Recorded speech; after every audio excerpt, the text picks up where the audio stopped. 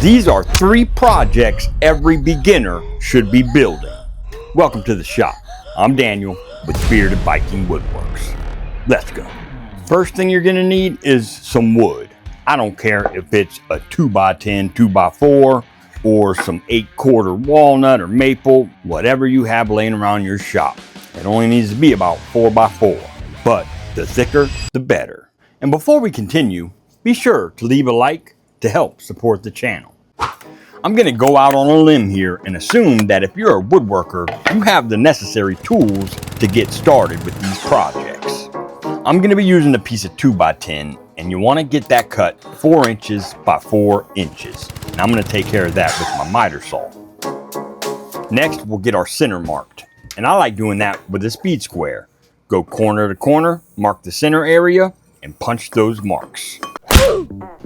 This next step I'm going to take care of with the drill over here at the vise. I got an 1.5 inch Forstner bit, and I'm going to drill down about 1 inch in depth. Next, I'll use the 3.5 inch hole saw bit and drill all the way through. And instead of being a dummy like me, don't use your bare hands because yeah, an accident did happen. Grab a clamp instead, that way you have full control of this small piece. Here's what happened. I was starting back in my hole and it caught the very top of my piece and slung my finger right into that spinning hole saw bit. Ouch. Luckily it wasn't that bad, and luckily God gave me 60 grit hands. It nicked me right on my index finger and just took a little skin off. Wasn't too bad, but guys, do it like I just showed with the clamp, or just keep a bigger piece and get it drilled out first and then cut it to 4 inches. Either way, just don't do it with your bare hands. Duh. After you get that piece all the way through, go ahead and get it cleaned up at the belt sander or with the palm sander. Next, get yourself some 3/4 inch stock, and I've got this piece of cedar, and you want to keep it at least 12 inches for now, and you want it at least 2 inches in width. And what we're going to do is cut a notch to where our piece will fit inside of our 3/4 inch stock. I'll start by pulling down to 3/4 of an inch and 3 inches. From that 3/4 inch mark, I'll be coming down at 1 3/8 inches. Now at the 1 3/8 inches mark and that 3/4 inch mark, I'll pull in at 1/2 inch. I'll scribe that between those 2 marks, and that is what will be coming out. And once we get that taken out, we'll then get it cut at that 3 inch mark. Let me demonstrate. I'll be using my miter gauge for my table saw. I'll get my height set to 1/2 inch. Line up my mark with the kerf of that blade and sneak up on this notch. I'll be getting 3 of these 3 inch pieces cut all together, and I'll meet you back here. All right, so here's what we'll do. At our top, where that 3/4 inch nub is, I'm gonna pull in at 1 inch, right at the very top, and at the bottom here, I'll pull in at 1/4 inch. I'll take this roll of tape and line up the outside of the tape with those marks. And I'll scribe the outside of that roll of tape. Bang. That will be coming off. Let me show you. I'll take care of this at the bandsaw, and after I get that first one cut, I'll just use that to mark the template on my next 2. If you don't have a bandsaw, just keep the pieces long after you cut the notch, and you can take care of that with the jigsaw a little bit easier. Okay, so what I wound up doing over at the bandsaw after I cut those roundovers is I took 1/2 inch off of the top of that notch just because I thought it was a little bulky sitting over top. Also, I resawed these to 1/2 inch. You don't have to do that, but I just think aesthetically it looked a lot better. We'll give everything a massage and get it put together. Find a layout that you like and add it up a glue, add it up a glue, add it up a glue, add it up a glue, add it up a glue, add it up a glue. And we'll add some CA glue to act as a temporary clamp. Did you know that I had a merch shop where you can find the Added Dabble Glue t-shirt today? Make sure to go check it out in the link below. And that is amazing. down in the dirt. Now that I've looked at it a bit closer, it sort of looks like the Wu-Tang symbol. If you know, you know. I've made so much money over the last decade making candle holders. It's one of the first things as a woodworker that I felt comfortable building, and I have no regrets. That's my credo, no regrets. For our next project, you're going to want to go up to your closest big box store, either Lowe's or Home Depot, and grab yourself 3 1x4 by 6 foot. Then head down to your electrical aisle, and what you're going to want to grab are these conduit clamps. These are a 1/2 inch conduit clamps, and they got 2 holes on either side, and that's the ones you're going to want. A 5-pack is right over $1.80. While I'm here, I'll go ahead and grab 2 of these 4-foot 2x6. These are pre-cut, and they're only a couple of bucks. But I'll double check to make sure I find the one that has the closest grain pattern to vertical grain. While I was there, I went ahead and picked up some of these 1-inch number 6 zinc Phillips head, and I also got some 5/8 inch number 6 Phillips head, along with some copper nails, but those will come later in the video. Sometimes it can be a little challenging to bring Bear along, being that I can't use the proper cart for lumber, but I'll take the headache before I leave this little guy at home. Now back to the build.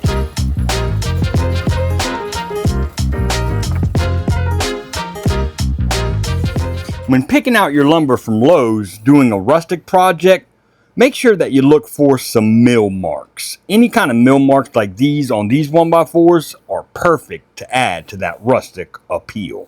I'll leave these marks just as is. Alright, I'll get these clamps opened up. I'm going to get 4 of them out of here. And what I'm going to do is get these spray painted with some black spray paint. I'll set those aside to let them dry, and we'll go ahead and begin. Start by measuring out to 23 7/8. The reason we're measuring out to that measurement is because this is a 6-foot 1x4, and I want 3 of these pieces out of one of those boards. I'll use that first cut to line up with my next 2 cuts, ensuring we get consistent cuts. These pieces will be lined up, butting each other, so what I want to do is add a chamfer to each side of our 1x4s because I want that to be noticeable. I'll leave a link in the description for this block plane. Now put your 3 pieces together and measure that width, and I've got 10 3/8. I'll take my other 1x4 to the miter saw and cut 2 of them to 10 3/8. We'll add a dab of glue. And we're gonna pop a Brad in his ass. I'll start by installing all 3 slats to one of those side rails first. That way the next side will be easy peasy. I'm using 1 1/4 brad nails and nailing this from the back side.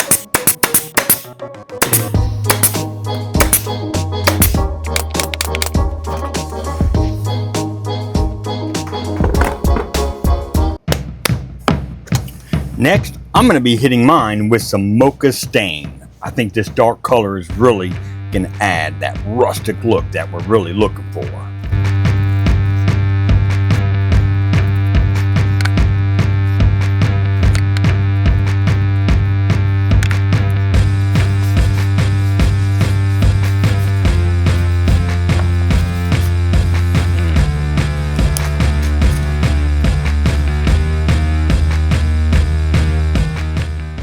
Now that our piece is dry, I want to show you a couple of different options you can use for this serving tray.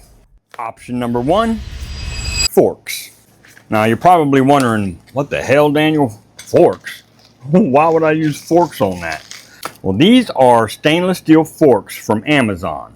And what I'm going to do is shape that fork over this can of spray paint to give it sort of a handle shape. Something like that. Once you get those shaped about the same, I won't be doing it, but what you would do is pre-drill with a metal bit a hole on the back side, and right through the front you could just screw right through one of those openings on the fork side, add a couple of screws, and you've got yourself a pretty unique serving tray. If you don't like the forks, another option, spoons. Spoon. Spoon. What I would wind up doing is the same type of bend. Drill those holes right through the middle of the spoon side and then right on that back side of the spoon. And voila, you've got yourself another pretty unique serving tray. If you don't want to go with spoons, another option is the spoon and the fork. I guess it would be a spork serving tray. You see what I did there? Another unique serving tray. However, that's not what I'm going to do today. Today, we're going to be using our clamps that we had spray painted black, along with some 3/4 inch rope. I'll start by getting 2 pieces of rope cut roughly 12 inches. Next, I'll get the rope laid out in the orientation I want and get my clamps installed 1.5 inches from each side of this serving tray. I'm using those 1-inch Phillips head screws that I picked up from Lowe's, and I'll just get those spray painted black. That way it matches the clamps. And there you have it.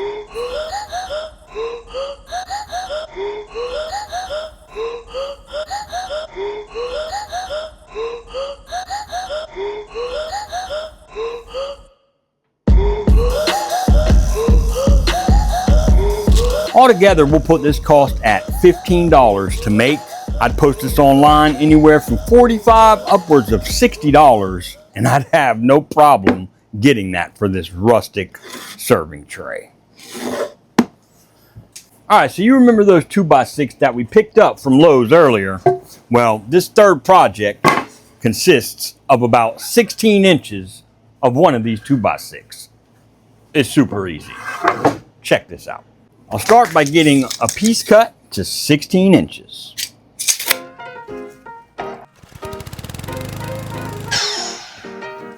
Next thing you need to do is beat the shit out of this thing, quite literally.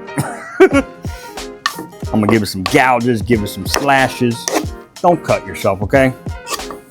You can use a bag of nuts and bolts. I heard that works pretty good, but I don't have any, so yeah, here we are. You know what? We'll give it a little bit of a whack. Give it a couple hole punches. The point of this is to make it look weathered and old. A little something like that anyways. You get my point. And now we boogie. So sugar boogie.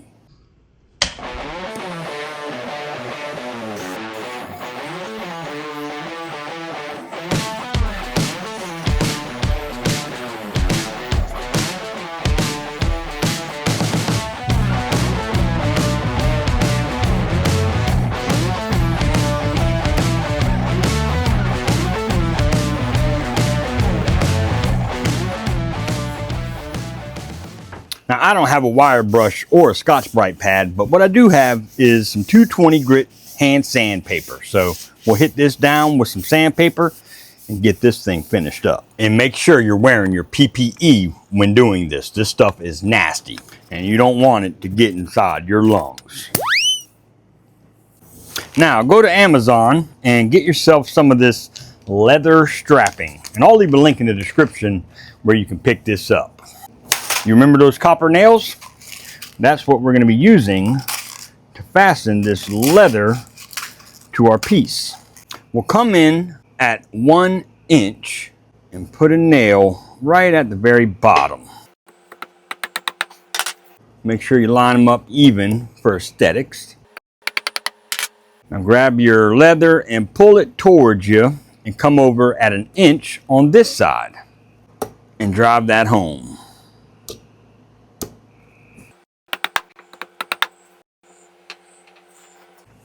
And we'll add one more nail at the top end of both sides, right in the center of that leather strap.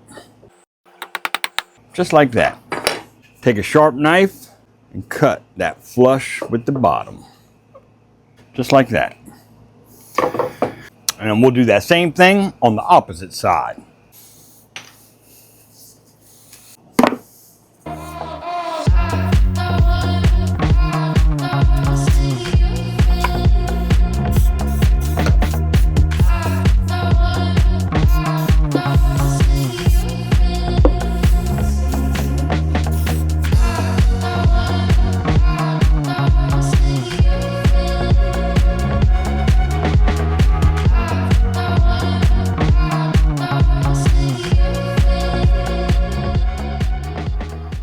And Rockstars, you're looking at 35 bucks all day long. And that, my friends, is one big ass profit.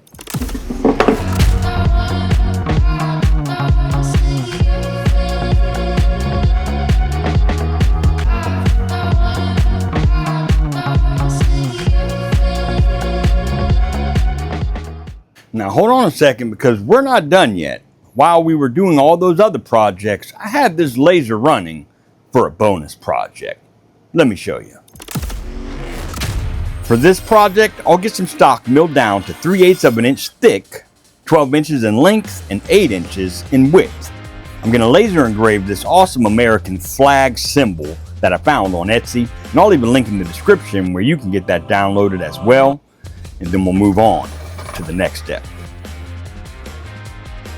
After you get that laser engraved, go ahead and get everything cleaned up with the palm sander.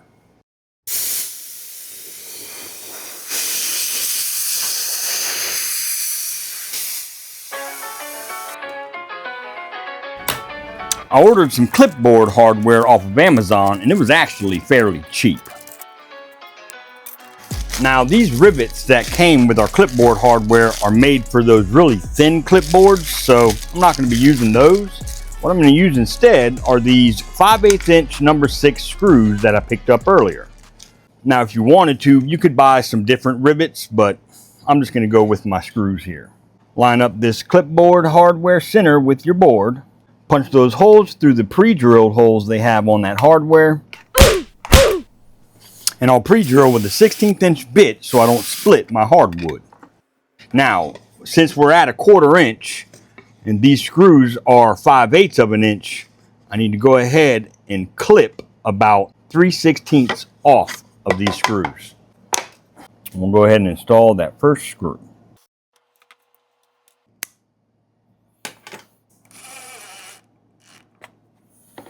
And voila, you got yourself a customized, personalized clipboard. I'll go ahead and ease over all these sharp edges and get this piece wrapped up.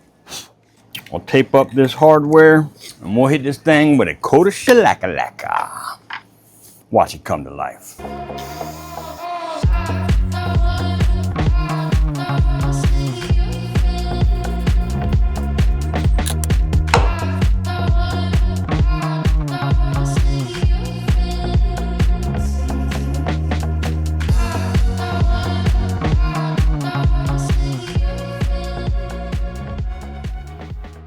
A quick, easy way to turn a big ass profit.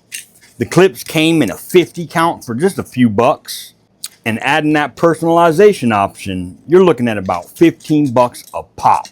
Even if you're at 10 bucks a pop, get yourself some 1/4 inch plywood and batch some of these out. If you're just not a big fan of the clipboard sellers, get yourself some bottle opener hardware and use that instead. 15, 20 bucks all day.